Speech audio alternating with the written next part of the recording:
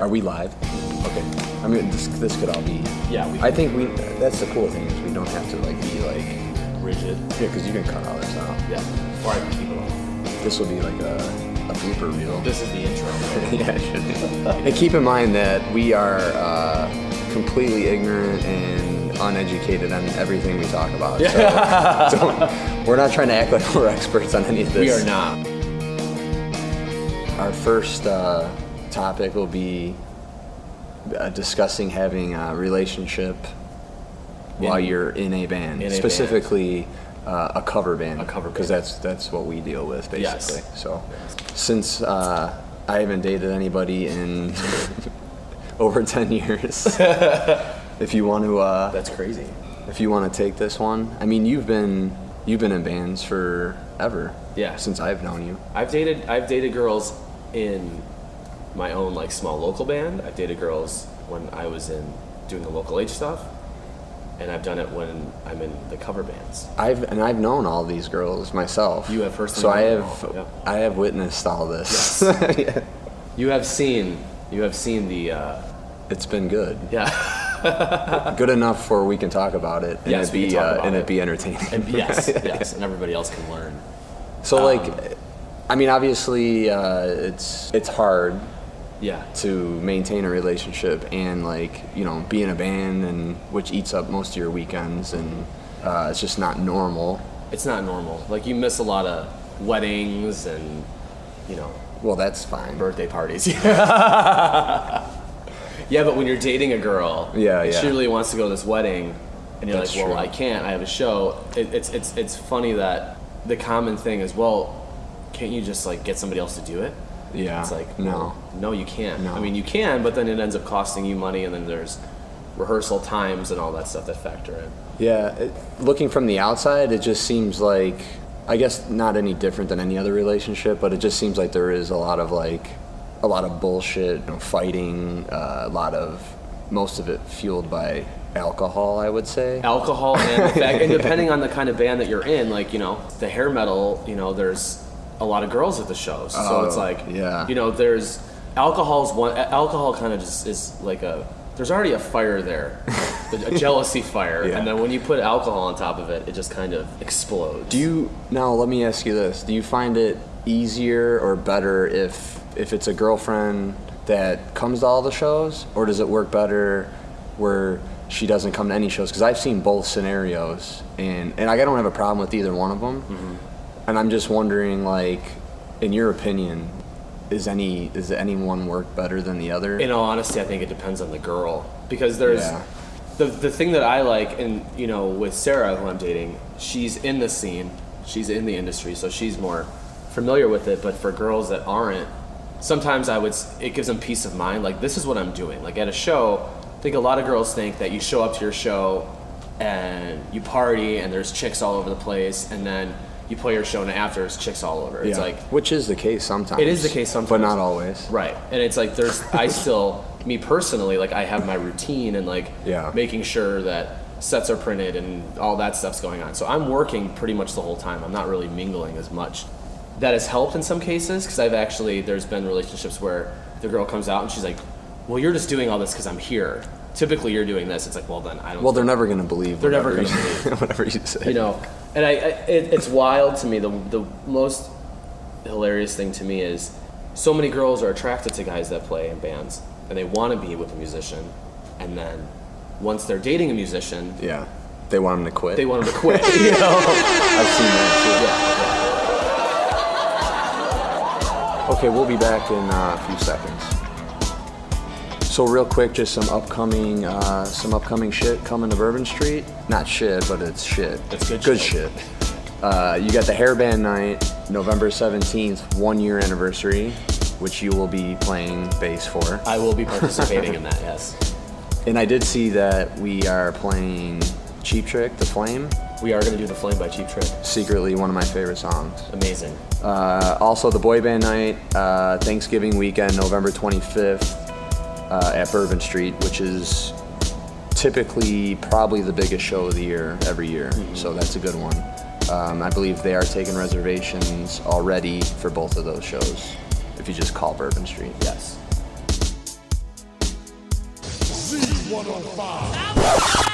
And keep in mind that we are completely ignorant and uneducated on everything we talk about. So we're not trying to act like we're experts on any of this. We are not. We now return to your regular programming. Obviously, guys are married. They're either, they're single or they're in just a dating, whatever. And it's a big factor, I guess, in the bands because sometimes it's an issue. In a perfect world, I'd say everybody just be single and and not. But yeah, that's not gonna happen. But I don't know. It's kind of fucked up. I think though, just in general, just trying to do it. But it's a balance. It's almost not any different than any other relationship. No, I mean, like situation. I compare it to, obviously, like if you're a doctor and you're on call, you're gone a lot. Yeah. Yeah. And if you're military, stuff like that, like you're not always at home. Yeah. You sometimes just have to go. You have to leave. Like if it's a last minute show or all the crazy stuff that happens. Popcorn's ready. Oh, Jesus. That seems like it's the biggest thing. Like it's the weekend thing. So if you're dating a girl who works a normal job, she's off Friday, Saturday. And like you said in the beginning, you just started dating. You're in a band, blah, blah. Me and my friends, they come, they go, they love it. 2 months later, it's like, why do you got to fucking play every weekend? Yeah. And it's like, and then it starts, and it's like, and I get that, But you know what you're getting into, I guess, if you're... You do. I think that's like dating somebody like Sarah, who was already in the industry. That worked out well. Yeah. It worked great for us because we both were doing yeah. shows on the weekends and then home during the week and working from home. It's really hard for people to understand, and I've seen it go both ways too. I've been in bands with females that they have the same issues with guys dudes. are worse. Guys are worse because unfortunately girls are looked at in a different way than men are. And girls are perceived a different way, which really sucks. But if you're an attractive girl and you're on stage, you're up for every guy to see, and we know how guys are in comparison to girls. So it's like, it is worse. It's worse. It is worse. It's worse. I think guys are secretly probably more jealous than girls. Yeah, maybe just not as outgoing about it. And again, I think it comes with the understanding the industry. Like when me and Sarah started dating, I would go to her shows, and there were times where I'm like, you're holding back. You need to be more sexy. You need to do that more. Yeah. Because I can understand where it's like, well, I feel weird if I'm booty popping in front of a guy's face when my boyfriend's watching. But I've always been. Yeah. I knew what I was getting into. Right, but if she's dating a stockbroker or an accountant, who doesn't know what's going on, and he goes to a show for the first time, and he's like, okay. And then you bring your parents to the show. Yeah. It's like, wait a second, this is. Yeah. Luckily, and I've had it both ways where families have been like, wait. Like, I'd show up to family parties the next day, I'd have eyeliner on, and I still have nail polish on right now from the weekend. So it's like, yeah, he does. Yeah, it's just the understanding of how it. Yeah, it's. I'm pretty good with just not dating anybody. That way, you could do whatever. I do whatever. You're too busy. I don't even think you have time to date anybody. No, I don't. I do, but I don't.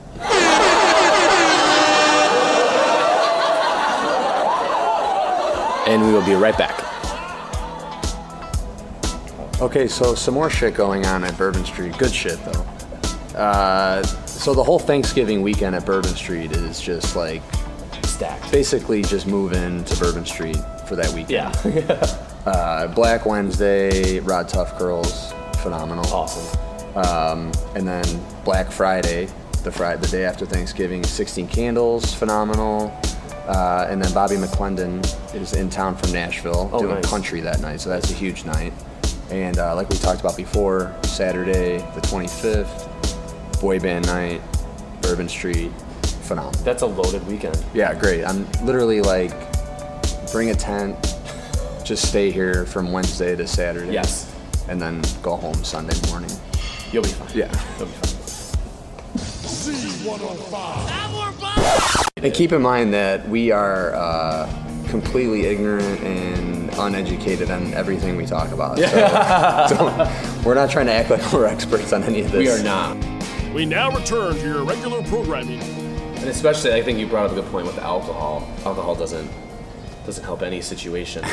No. Especially a volatile situation like that. You get off stage and girls want to take your pictures, girls want to hug, girls want you to sign something. Well, that's the other thing. So if your girl doesn't come to the shows, but then obviously Facebook, Instagram, you're taking a picture with a group of girls, which in reality you may have talked to them for a total of 10 seconds, took a picture, and then never had any other conversations. But the girl sees it. It's assumed that you slept with every girl in the picture. And then you still stay in touch with them. Yeah. Even though you may have had a 10-second interaction and then never seen them again. And that's also part of our jobs. Like we have to be available. We have to say, I mean, obviously there's a line. Like I've had girls that have gotten really aggressive on me and I've told them to fuck off. Yeah. Back the fuck off, dude. No. But that's happened. It happened to me. That's been happening to me for 10, 15 years. Especially when girls end up on stage and dancing on stage and there's pictures and it's like, wait a second, like you caught a split minor second of what was actually going on. Right. You didn't see the whole thing. But it is like you are going to get blamed no matter what. Yes. So there's really there's no safe. That, I think, with the whole scheme of everything, I think it comes down to just the trust aspect of it. If you trust the other person, which is hard to do in our world, but you can't really trust anybody. It's hard. It's very hard. I mean, it's very. You can. Don't. I'm just saying you can't. But it's very, very hard to trust people. And then when I was young, 10 years ago, let's say when I started in the cover band scene, that's been 6 years or whatever. I already look at it completely different than when I. Oh yeah. I mean, once you get a better understanding. Obviously, you've been doing it for years, so you kind of know what's happening or what's going to happen. Yeah. The funny thing is, like, this isn't just like, we're in a cover band scene in Chicago, so it's like, but the funny thing is, this whole thing we're talking about is at the highest level of rock and roll or acting or in Hollywood. Yeah. It's the same shit. Yeah.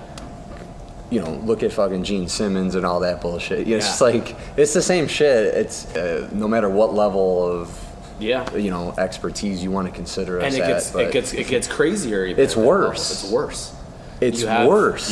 You're traveling around the country on a tour bus. Unlimited money, basically. Unlimited money, drugs. Drugs. I mean, anything you want. Anything. It's literally. And we're talking, Take a Kiss or Gene Simmons. Like, we're talking about like, the straight out of Playboy. So it's like.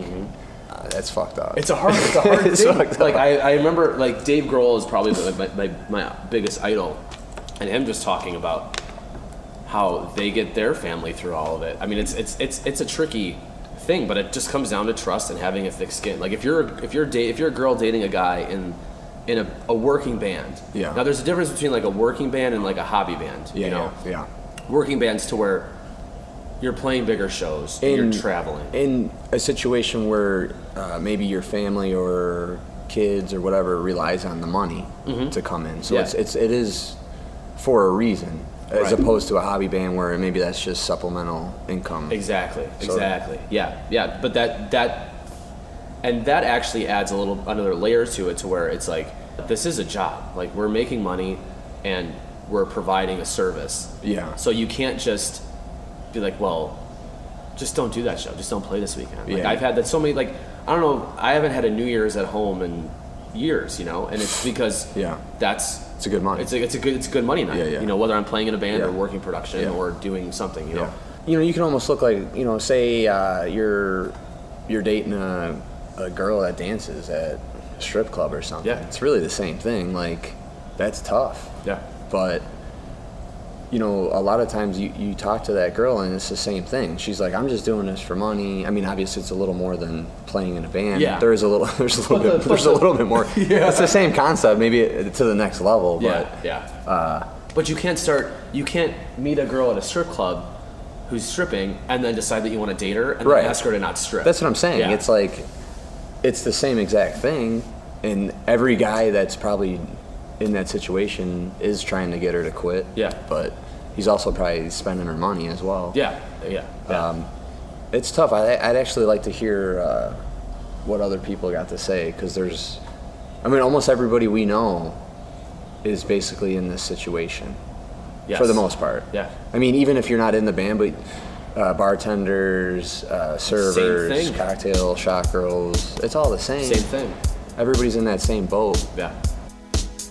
We're going to take one more quick break and we'll be right back. Okay, some more good shit going on at Bourbon Street. Coming up in December, which I think most people have seen this already, so Third Eye Blind will be here with playing Wish Fest this year. Yes. Which is amazing. I am so excited for this. A lot of people are excited. Last year they had OAR, it was insane. This year I think will be even bigger. Yep. Third Eye Blind. December 2nd. Check that. Wishfest is December 1st, not December 2nd. Sorry. Huge event. We also got Local H December 16th. Yeah. And pretty much the best band I've ever seen live. Yes, I agree. In a small setting. And it's always packed for that show here. Yeah. We do Local H twice a year, and it's always great. And we also have a pretty big announcement coming up. It's a WKQX show. Mid-December, we'll be announcing that band in a couple weeks, but it's one of my favorite new bands, and it's going to be awesome. And it's a Thursday night, but all that information will be coming out, I'd say, mid-November. Cool. Yeah. And keep in mind that we are completely ignorant and uneducated on everything we talk about. Yeah. So we're not trying to act like we're experts on any of this. We are not. We now return to your regular programming. And I think that, honestly, I feel like a lot of people, to take it even another layer, is, okay, now you got you met these people at the shows, and now they're sending you messages on Instagram, Facebook. Yep. And it's like, you can't stop that. No. So if you're the guy or the girl dating you, and you like see that on somebody's phone, it's like you're automatically going to be mad. Yeah. Even though I can't help it. I didn't do anything Like, about it. or you don't want to like privatize your page where no one can contact you, Right. because then you're, like you said, it's part of your job to interact with these people. So Yeah. it's like, I mean, it's just. And as far as that goes, girls have it. I mean, guys, we do get messages, and women aren't as. I've had some very aggressive ones online, but girls get it worse than guys do. I mean, just in general, and then you throw in. Well, I see some, people every once in a while somebody will post one. The screenshots. Some of the stuff. I love doing that. I think that's great. You should see some of the stuff I get. Oh. And unfortunately, it's usually not female. So. Oh yeah. Because if it was, I'd be happy. I mean, like, all right, that's cool. But it's usually not.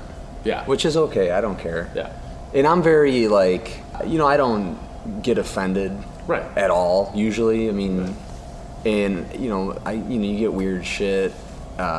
Maybe next episode we'll go through my Instagram. We'll bring Jason Craven here. As It's good. It's very good. There's Yeah. some good shit on there. Yeah. To me, it's just like I'll go sometimes. If people poke fun at me, or if it's silly or whatever it is, like I'll go right back. I'll play along. Yeah. Like I don't care. Yeah. It is what it is. But yeah, that's a whole nother subject I think to talk about. Yeah. Is like the social media part of like Oh. girls or guys like hitting up bands members and blah blah blah, and trying to go that route instead of like in person at the show.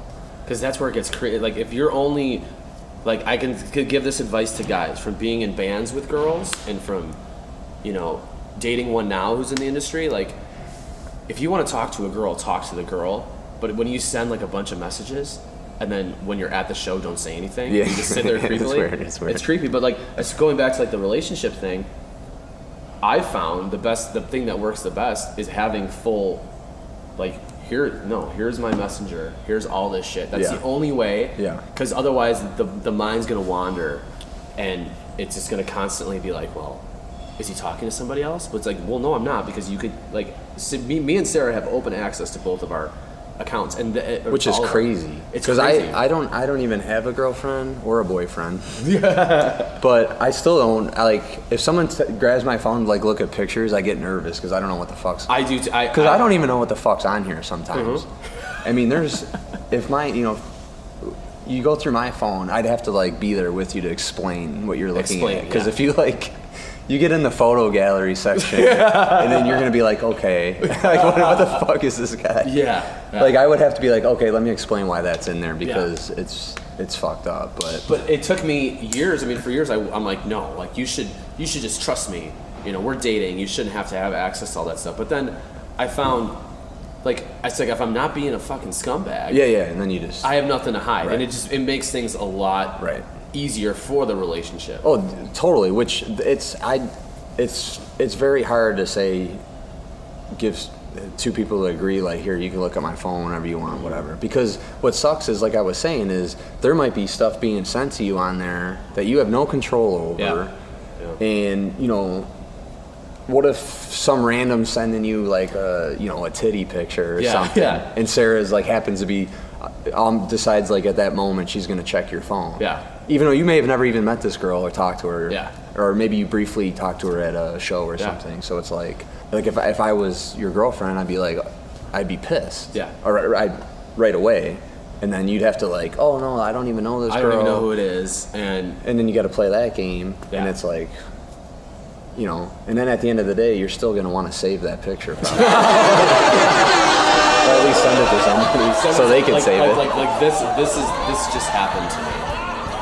We used to get that with a Snapchat. What you could do is send it to me. I'll save it for you, and then if you want to go back and look at it, it could be I can hold it for you. Well, that wraps up the first episode of our little podcast here. Tune in next week. We will be asking some sound engineers, why are they crabby all the time? Which is one of the most common questions in our industry, and we will also be discussing all of those songs that you seem to hear all the time played by cover bands, and we'll get some more in-depth discussion about that. So thank you again, and we'll see you next week.